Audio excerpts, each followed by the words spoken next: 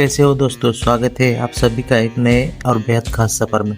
आज हम निकल पड़े ऐतिहासिक हैदराबाद शहर और नल्ला मल्ला के घने जंगलों में बसे श्रीशैलम ज्योतिर्लिंग की तरफ। और इससे पहले मैं जा रहा हूँ अपने दोस्त से मिलने जहीराबाद की तरफ। मेरे दोस्त की कार से हमारी रोड ट्रिप शुरू हो गई है। हैदराबाद से करीब 50 किलोमीटर पहले मेरे दोस्त ने यह ढाबा सजेस्ट किया जिसका नाम किंग्स फैमिली ढाबा है। यहाँ की सबसे खास बात है बैठने का इनका तरीका। टेबल कुर्सी की बजाय यहाँ जमीन पर गद्दों पर अरेबियन स्टाइल में बैठक है जिससे लंबे सफ़र की थकान उतर जाती है। दोस्तों, हमने यहाँ की फेमस हैदराबादी मंदी ऑर्डर की है, लेकिन उससे पहले आया है ये गर्मा गर्म कॉम्प्लीमेंट्री मंडी सूप। और फाइनली हमारी मेन डिश हैदराबादी मंदी आ चुकी है। चावल की खुशबू, लाजवाब मसाले और बिल्कुल मक्खन जैसे सॉफ्ट रोस्टेड चिकन। अरेबियन और हैदराबादी स्वाद का यह संगम वाकई बेमिसाल है।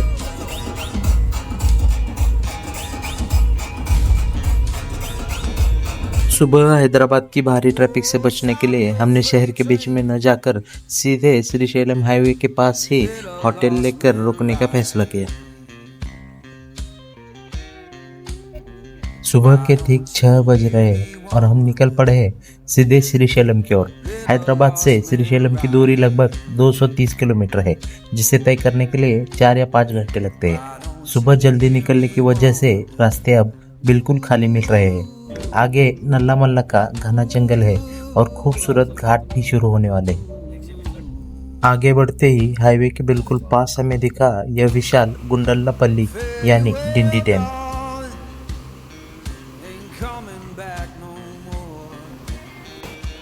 कृष्णा नदी की सहायक नदी डिंडी पर बना यह डैम सुबह की धूप में बेहद शांत और खूबसूरत नजर आता है।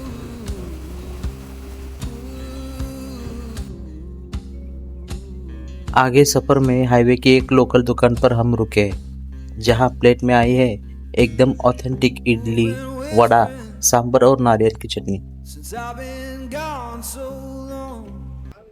नाश्ते के बाद आगे के रास्ते पे चेक पोस्ट पार करते ही हमने भारत के सबसे बड़े टाइगर रिजर्व यानी कि अमराबाद टाइगर रिजर्व में प्रवेश कर लिया है। सड़क के किनारे चीतल और बंदरों के झुंड दिख जाएंगे। जैसे जैसे हम आगे बढ़ रहे हैं, चारों तरफ घने कोहरे की चादर बिछी नजर आ रही है। एक तरफ पहाड़ और दूसरी तरफ खाई। यह जंगल का सफर जितना शांत है उतना ही रोमांचक भी।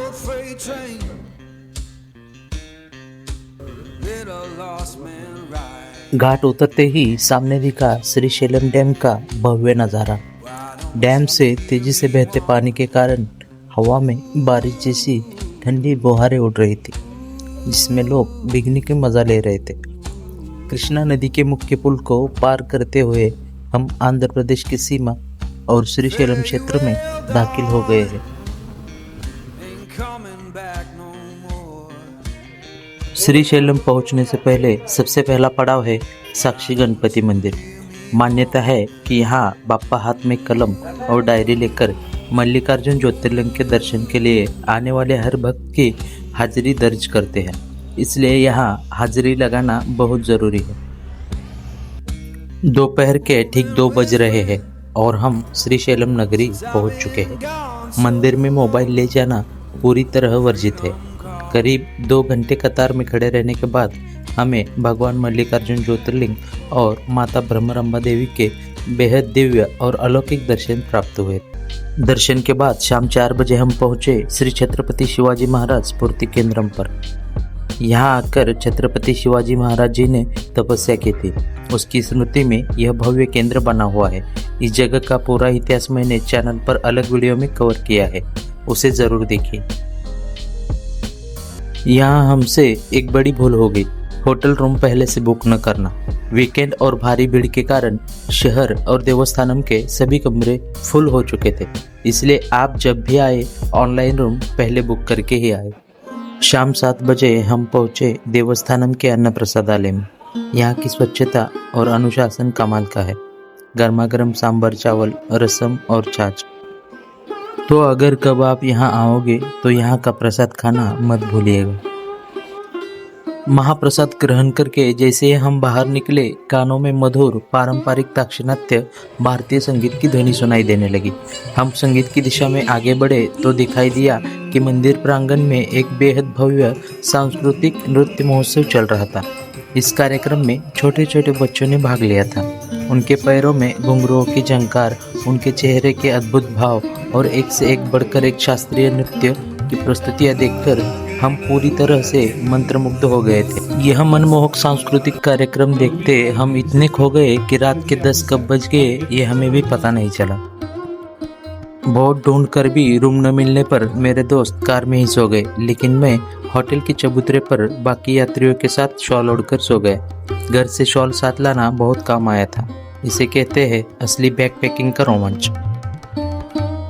रात के उस अप्रत्याशित और अनोखे अनुभव के बाद अगली सुबह ठीक 6 बजे उठकर हम तुरंत फ्रेश हो गए।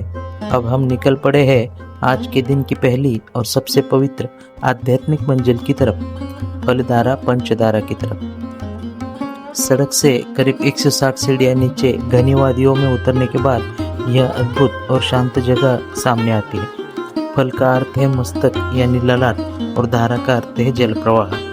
पौराणिक मान्यताओं के अनुसार यहाँ भगवान शिव की जटाओं यानी कि मस्तक से 5 पवित्र जलधाराएं निरंतर बहती है। इसी कारण इसे फलधारा पंचधारा कहा जाता है। इस जगह का ऐतिहासिक और आध्यात्मिक महत्व बेहद गहरा है। यहाँ बिताया हर एक पल भीतर तक असीम सकारात्मक ऊर्जा और शांति भर देता है। अब हम बढ़ रहे हैं अपने अगले खूबसूरत पड़ाव की ओर। पंचधारा दर्शन करके निकलने के बाद हमने रास्ते में एक व्यू पॉइंट पर रुककर सुबह के शांत माहौल में श्रीशैलम डैम का मनोरम दृश्य देखा। वहीं पास की टपरी पर नाश्ता किया और कड़क चाय की चुस्की लेकर हम आगे बढ़े। लगभग 1.5 घंटे की पहाड़ी का सफर तय करके हम पहुंचने वाले थे पातालगंगा। वापसी के रास्ते में ये बेहद रोमांचक नज़ारा देखने को मिला। डैम के विशाल फाटकों से तेजी से गिरते पानी के दबाव से हवा में बारिश की तरह ठंडी ठंडी फुहारें उड़ रही थी। धूप के बीच सड़क पर ऐसा लग रहा था मानो बारिश हो रही हो।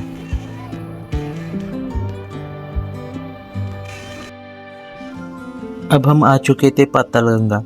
ये वह पवित्र स्थान है जहाँ यात्री कृष्णा नदी के पावन जल में डुबकी लगाते हैं। यहाँ डैम का पानी काफी उथला और शांत था और कई लोग यहाँ डुबकी लगा रहे थे।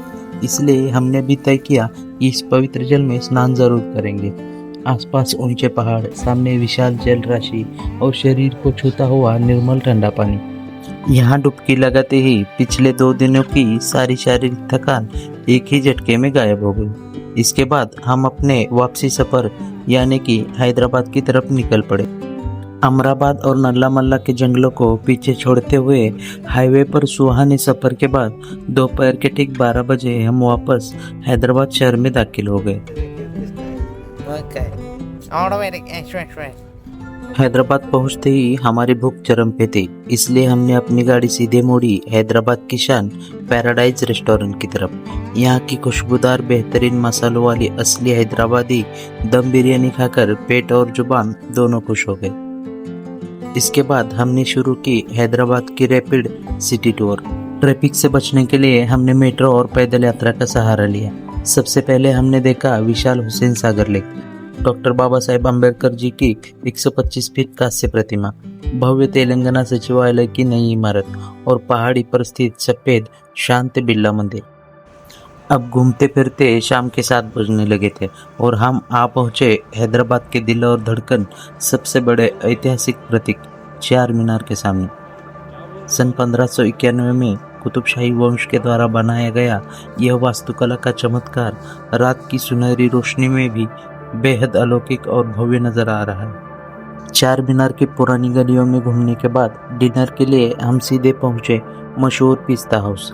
यहाँ फिर से एक बार लजीज बिरयानी का स्वाद चखा और उसके ऊपर हैदराबाद की पारंपरिक शाही मिठाई खुबानी का मीठा और क्रीमी एप्रिकॉट डिलाइट का आनंद लिया। यह मीठा स्वाद इस पूरे दिन का सबसे बेहतरीन अंत था। इसी के साथ ही हमने ख़त्म किया हमारे एक यादगार सफ़र। अगर आपको भी हमारा ये रोड ट्रिप पसंद आया हो तो इस वीडियो को लाइक करें, शेयर करें और हमारे चैनल को सब्सक्राइब करना मत भूलिए। मिलते हैं बहुत जल्द ऐसे ही किसी नए रास्ते और नए सफर पर।